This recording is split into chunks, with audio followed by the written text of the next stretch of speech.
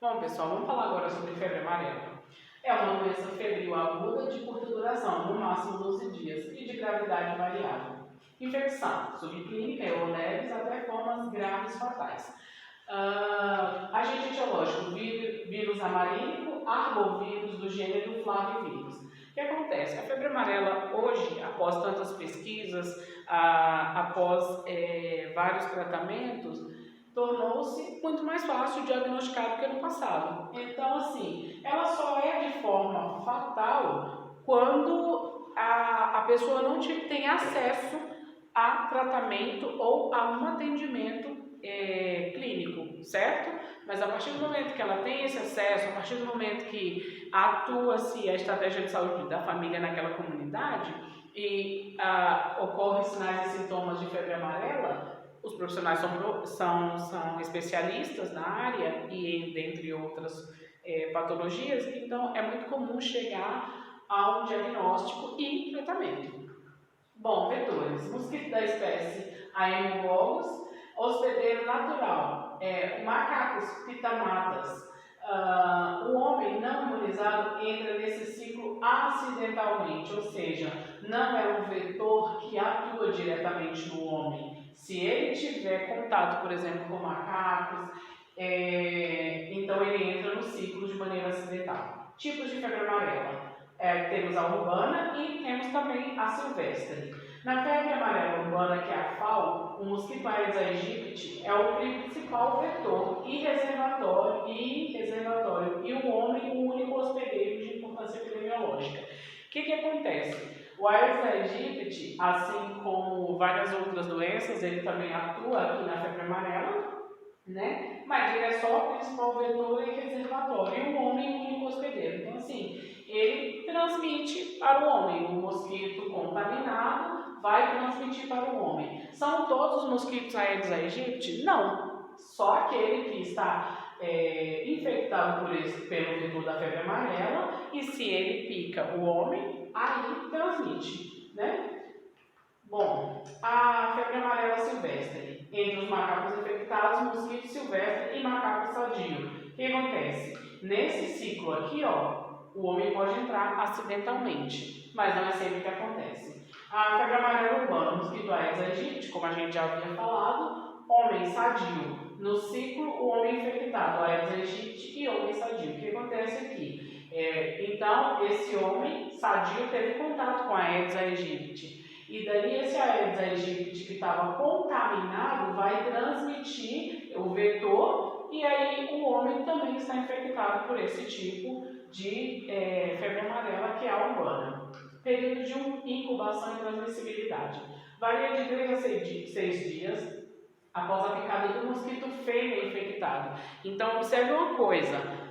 Qualquer tipo de mosquito? Não. Tem duas características específicas. Mosquito fêmea e infectado, porque se todo Aedes aegypti tivesse infectado, então em um momento só você pegaria uma dengue e uma febre amarela, uma chikungunya e uma febre amarela, e não é bem assim. Bom, o sangue dos doentes é infectado de 24 a 48 horas antes do aparecimento dos sintomas.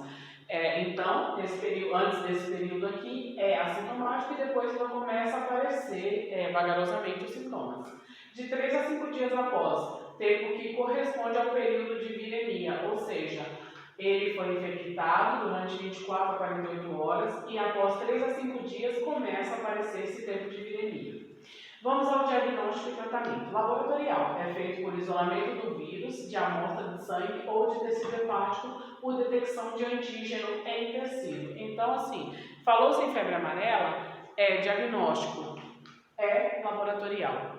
Tem sinal e sintoma que esses sinais e sintomas são primordiais para que a gente suspeite de uma febre amarela. Caso haja uma suspeita, então a confirmação vem através de exames laboratorial. Não é algo que a gente só olha para o paciente, ele tem febre amarela. Não é bem assim. Bom, sobre diagnóstico e tratamento. Chega-se a um diagnóstico através de exame laboratorial, é feito pelo isolamento do vírus e de amostra de sangue ou tecido hepático.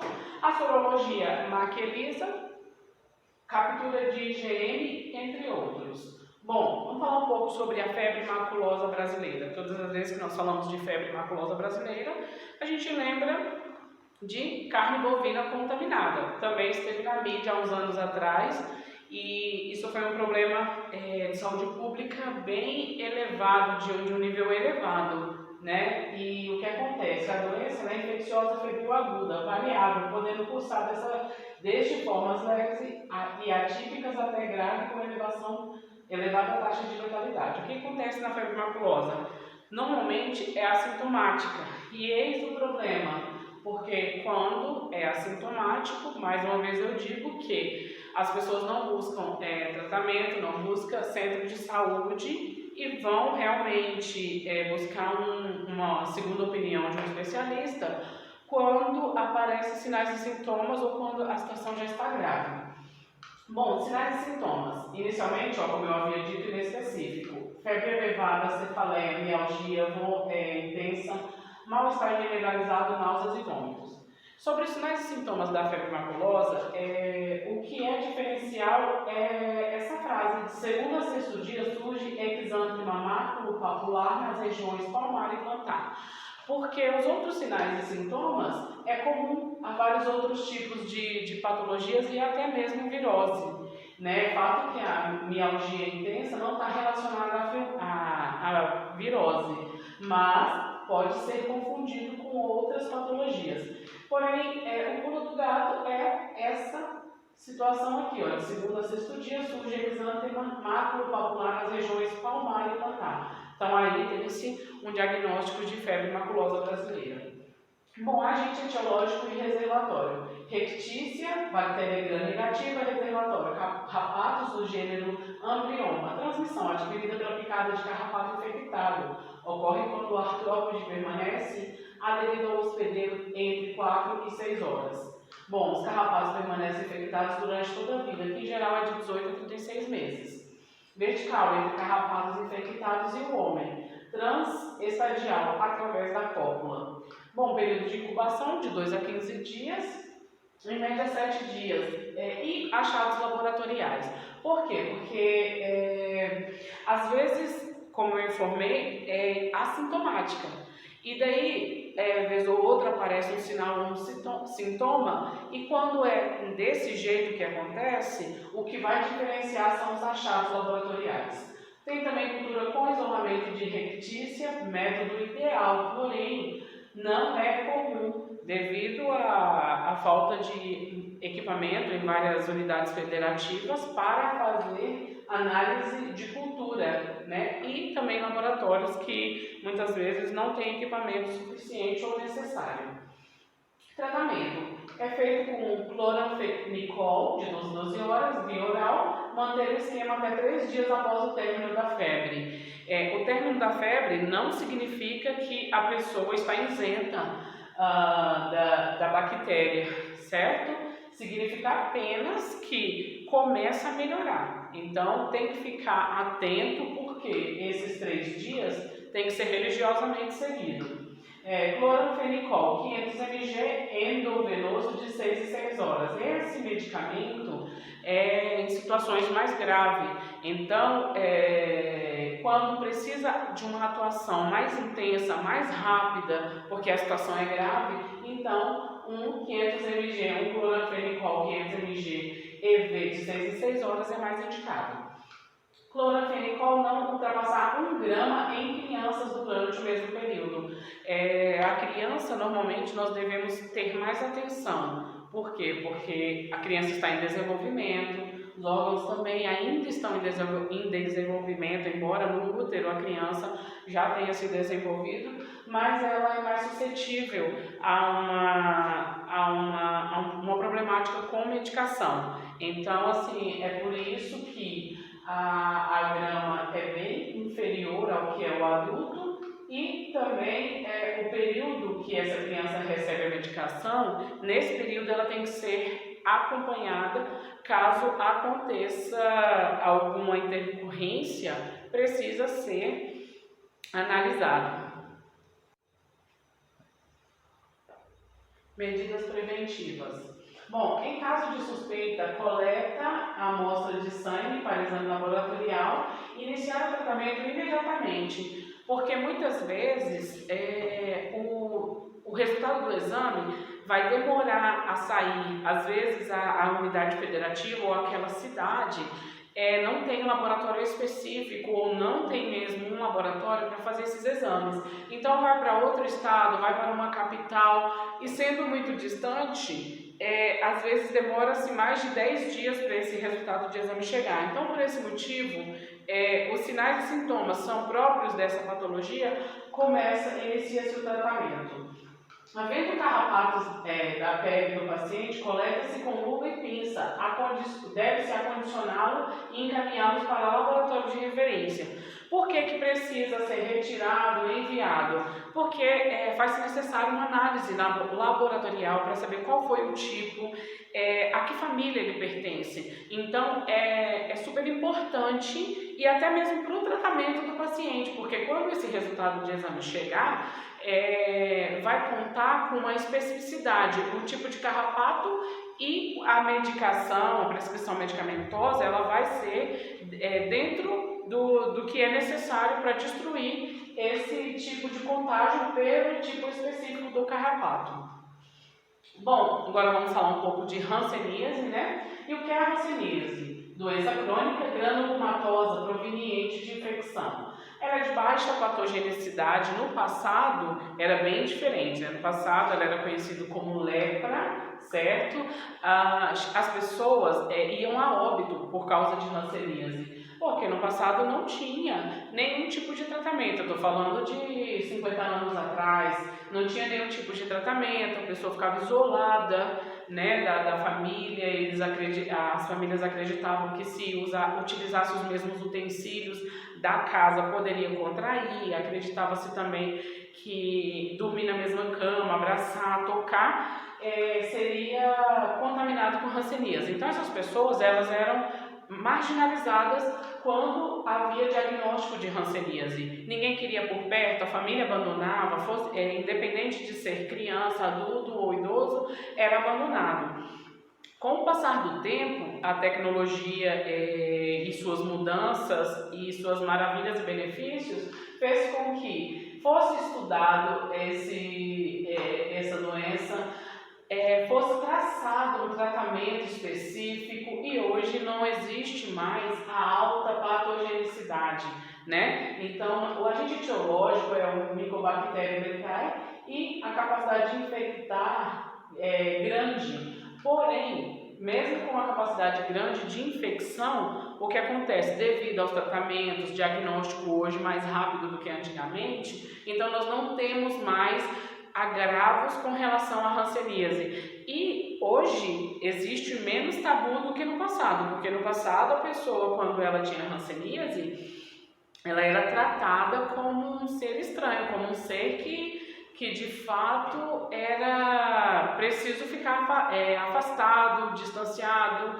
Inclusive nos asilos de antigamente, que hoje nem existe mais, nos manicômios, eram deixadas pessoas com hanseníase e elas ficavam em alas específicas e ficavam ali para morrer mesmo, já que não tinha tratamento. Com o passar dos anos tudo isso mudou, né? E hoje ninguém mais precisa ser internado num asilo, que hoje é uma instituição de longa permanência e já não tem mais, não serve para isso, e nem o manicômio, que hoje são hospitais psiquiátricos, já não existe mais a expressão manicômio, ninguém mais precisa ficar internado porque tem hanseníase.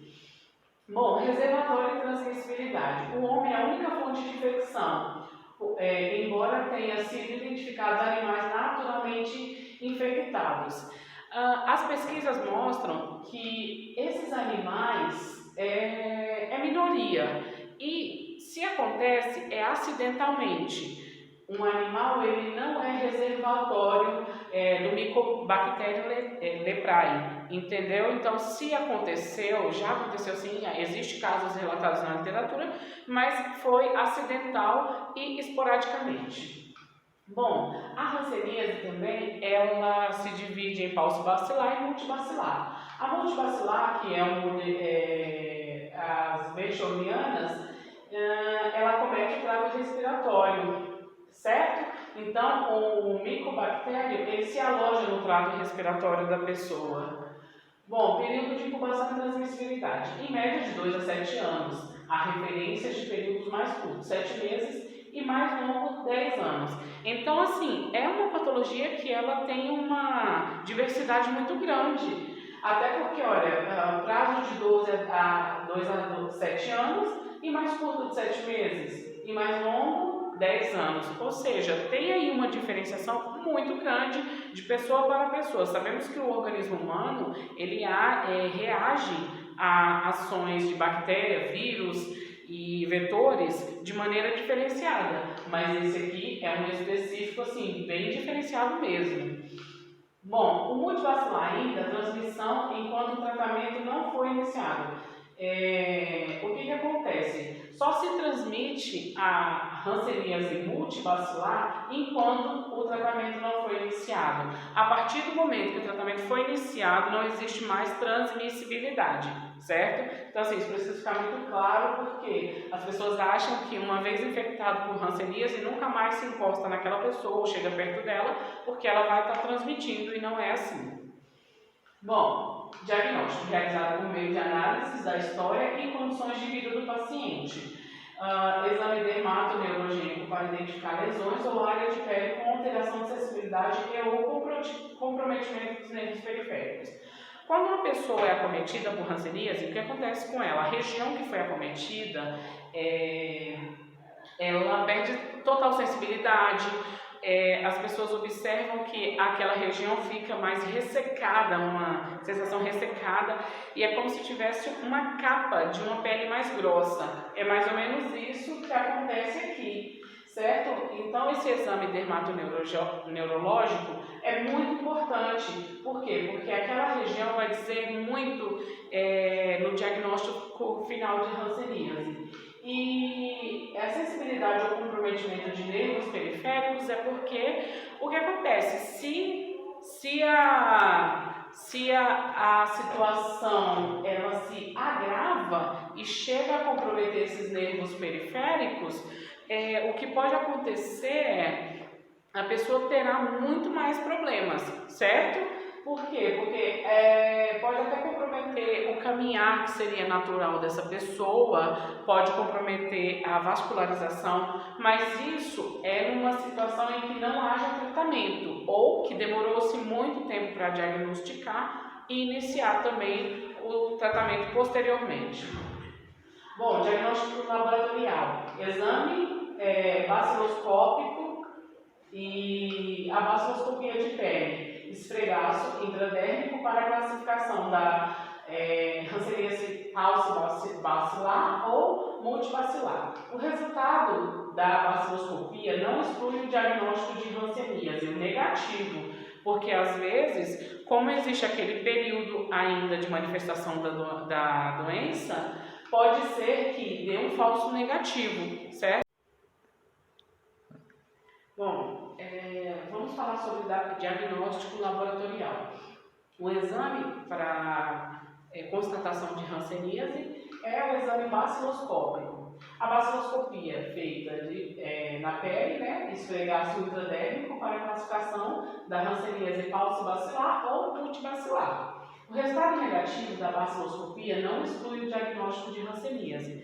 E por quê? Porque o período de contaminação até o aparecimento de sinais e sintomas da hanseníase pode ser, como no outro slide já havia dito, em média 2 a 7 anos ou 7 meses. Então é feita análise de pele desse indivíduo que procura a unidade básica de saúde, e caso haja sinal e sintoma específico da hanseníase, por mais que o resultado seja negativo, ele pode ser diagnosticado com hanseníase. E depois disso, como é que eu faço para comprovar? Faz-se exames laboratoriais mais específicos e aprofundados. Então, assim, seria uma contraprova para chegar ao diagnóstico de hanseníase e iniciar o tratamento. Bom, classificação. A paucibacilar, casos com até 5 lesões de pele, e multibacilar, casos com quantidade superior a 5. Então, essa classificação ela é importante, né, para o tratamento, não só o tratamento quimioprofilático, que eu vou falar depois, como também a medicação de escolha. Tratamento com poliquimioterapia é baseado no número de lesões, então aqui já está o que eu informei. Segundo o quantitativo de lesões, faz-se prescrição para tratar esse paciente com hanseníase. Bom, tratamentos e reações do tipo 1. Caracteriza-se pelo aparecimento de novas lesões dermatológicas, além do que já tinha, então começa-se a observar novas lesões em partes do corpo desse paciente. Tipo 2. Caracteriza-se por apresentar nódulos subcutâneos dolorosos, acompanhada ou não de febre e dores articulares. Note-se que a hanseníase, no seu período inicial, ela é indolor, certo? Não há febre, não há cefaleia, não há mialgias e por aí vai. Quando torna-se uma hanseníase mais grave, e isso pode acontecer devido ao tempo que a pessoa está com a doença e não iniciou o tratamento, ou devido à não correspondência ao tratamento, pode se transferir para o tipo 2. Nesse caso aqui, começa a aparecer nódulos e começa a aparecer dor, certo? Acompanhado ou não de febre e dores articulares. Então, às vezes, o paciente ele tem nódulos subcutâneos que pode ser sem febre e sem dor articular, certo? Mas não significa que a doença não tenha avançado, não tenha piorado o quadro. Tratamento poliquimioterápico ambulatorial. O que acontece? Ele destrói o bacilo e evita a evolução da doença. Assim como a gente já vem falando, e eu quero reforçar na hanseníase, é o mesmo problema. Muitas vezes o paciente ele não leva o tratamento até o final, como é recomendado. E nesse caso pode haver uma involução desse tratamento, né? Ao invés de evoluir, progredir para uma melhora, para uma cura, tem uma involução. E quando ele reiniciar, ele não vai reiniciar de onde ele parou, ele vai reiniciar do zero esse tratamento. Então, assim, previne incapacidades e deformidades causadas pela doença, administrada de acordo com a classificação. Essa incapacidade e deformidade causada pela doença é um problema grave quando o paciente é diagnosticado de maneira tardia, quando ele não teve nenhum tipo de atendimento ou ele não buscou atendimento, e também quando ele deixa de fazer o tratamento e passa-se muito tempo e depois ele retorna. Aí o que acontece? Pode aparecer essas incapacidades, as deformidades causadas pela doença, isso será um problema. Por quê? Porque as pessoas elas podem ter o seu emocional, por exemplo, abalado por causa disso. A autoestima vai lá embaixo e essa pessoa precisa de um tratamento psicológico, essa pessoa precisa ser acompanhada, então, com mais um problema de saúde, não só a hanseníase. Bom, ainda o tratamento. Em adultos, paucibacilar, a rifampicina 300 mg é droga de primeira escolha. A dapsona no paucibacilar também é comprimido de 100 mg. Em crianças, paucibacilar é rifampicina 150 gramas e uma cápsula de 300, certo? E dapsona em 50 mg. Em adultos, com a multibacilar nesse caso, a rifampicina, mesma dosagem, 350 mg, dapsona 100 mg. Aqui tem um diferencial que é a clofazimina, que é de 100 mg e mais uma cápsula de 50 mg. Isso para multibacilar. Em crianças, rifampicina 150, uma cápsula de 300, que não muda também conforme a outra orientação. Dapsona aqui é 50 mg e clofazimina 50 mg também. Efeitos adversos. O uso da rifampicina pode acarretar efeitos cutâneos, gastrointestinais, hepáticos e hematopoéticos. O que acontece? Esses efeitos adversos é o que muitas vezes faz com que o paciente ele abandone o tratamento da hanseníase. porque às vezes a pessoa não suporta, porque ela se queixa muito, está tendo muito efeito cutâneo, gastrointestinal também, e começa então a atuação da equipe de enfermagem trazendo a importância, por mais que haja efeitos colaterais, e também informando ao paciente que isso não será para a vida inteira, porque quem sabe assim há uma mudança de pensamento, uma conformância e que ele continue esse tratamento. O uso da clofamizimina acarreta efeitos cutâneos com ressecamento da pele e muitas vezes as pessoas reclamam demais sobre esse ressecamento da pele, mas isso aqui a gente indica um bom produto para tratar esse ressecamento e fica tudo certo. Bom, a Dapsona pode apresentar efeitos cutâneos e síndrome de Stevens-Jones, dermatite esfoliativa ou eritrodermia. Essa dermatite é um tipo de alergia mesmo, as pessoas de início pensam, é uma alergia. E aí, como normalmente a gente precisa explicar, conversar e informar que já é esperado, fica tudo certo e a pessoa dá continuidade ao tratamento. Em outras vezes a pessoa realmente não suporta esses problemas e existe mais uma queixa e mais uma situação a ser resolvida. Bom, hepático, fenômenos hemolíticos, dentre outros. Já na questão dos efeitos colaterais hepáticos, de fato, só dá para ter uma certeza que está acontecendo alguma coisa nesse fígado através de exames de imagem. Então, é muito comum que o médico peça ao paciente que tem hanseníase para que se faça exames adicionais de tempos em tempos. É fato que não é todas as vezes que ele vai a um ambulatório que é solicitado dele exames, mas de tempos em tempos é necessário para que a pessoa não tenha surpresas e não trate de maneira onerosa em todo o tempo. Bom, agora vamos falar da hantavirose.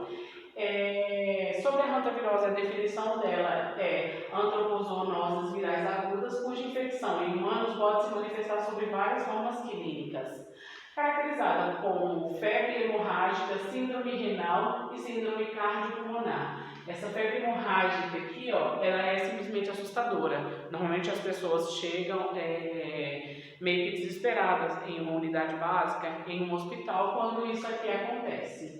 Não é comum acontecer, mas pode acontecer, e em vários casos já aconteceram, nós temos dados na literatura, de que muitos pacientes chegam com febre hemorrágica. Bom, agente etiológico e reservatórios. O vírus RNA da família Bunniaviridae, do gênero Hantavirus, é transmitido por roedores silvestres da ordem Rodentia. Bom, transmissão e período de incubação. Incubação de aerosóis formados a partir de secreção e excretas dos reservatórios, que os roedores. Ingesta de água e alimentos contaminados.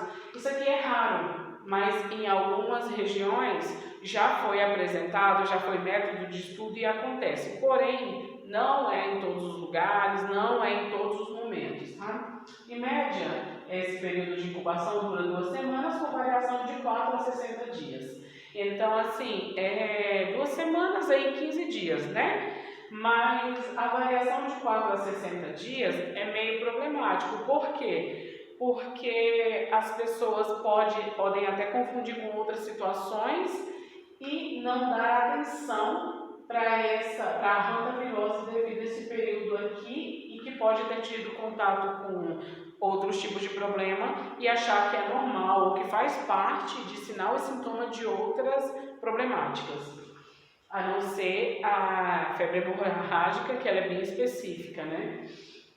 Bom, nesse momento nós vamos falar então da teníase cisticercose, que é um complexo de teníase, constituído por 2 entidades mórbidas distintas, causada pela mesma espécie de cestódio em fases diferentes do seu ciclo de vida. provocada pela presença da forma adulta da tênia sólida no intestino delgado. Normalmente a tênia, quando ela está alojada no intestino delgado, as pessoas se sentem muito mal, elas sentem ânsia de vômito, elas sentem diarreia, enjoo quando vão comer e em alguns casos também demora-se tempo demais para chegar a um sinal e um sintoma. Bom, agente etiológico reservatório. A tênia sólida é a tênia encontrada na carne de porco. Tênia saginata é encontrada na carne bovina. Lembrando que isso aqui acontece quando esse porco e esse boi ele não é tratado da maneira correta. Quando o boi está em situação salubre, o porco, por exemplo, o boi tratado a partir de ração e não de lavagem, tem atendimento da medicina veterinária, isso aqui dificilmente acontece. Isso aqui acontece de maneira grave quando o boi e o porco estão em situação insalubre, seja ela do ambiente em que vive, o alimento que consome e dentre outros fatores. Mas não é todos os porcos e bois que a gente vai encontrar com o agente etiológico. O homem é o único hospedeiro definitivo da forma adulta da tênia sólida. Ou seja, essa tênia, então, ela não é encontrada no gato, no cachorro, no papagaio, não, de jeito nenhum. O homem é o único, correto?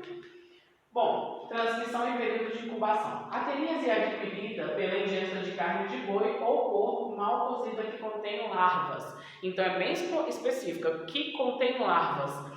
Eu gosto de comer uma carne mal passada. É fato que tem que ser observado como é o preparo dessa carne, observar muito bem a carne, né, para ver se tem algo diferente, né, do comum, mas o indicado pelo Ministério da Saúde, pela OMS, que não se coma carne mal cozida ou crua, seja ela carne branca, carne vermelha, que não se consuma crua, que seja cozida, assada, frita, mas não crua. Embora muita gente goste, é um risco que a pessoa corre de pegar uma carne com larvas e essa larva trazer um problema. Bom, a incubação varia de 15 dias a anos após a infecção. Então, assim, é grave por esse motivo. Talvez a pessoa nem se lembre mais em que momento, em qual local ela estava quando ela comeu essa carne mal cozida que continha larvas. Porque se acontece num período de 15 dias a anos, então, de fato, a pessoa nem vai lembrar. Bom, a teníase. Cerca de 3 meses após a ingestão da larva, o parasita adulto já é encontrado no intestino delgado.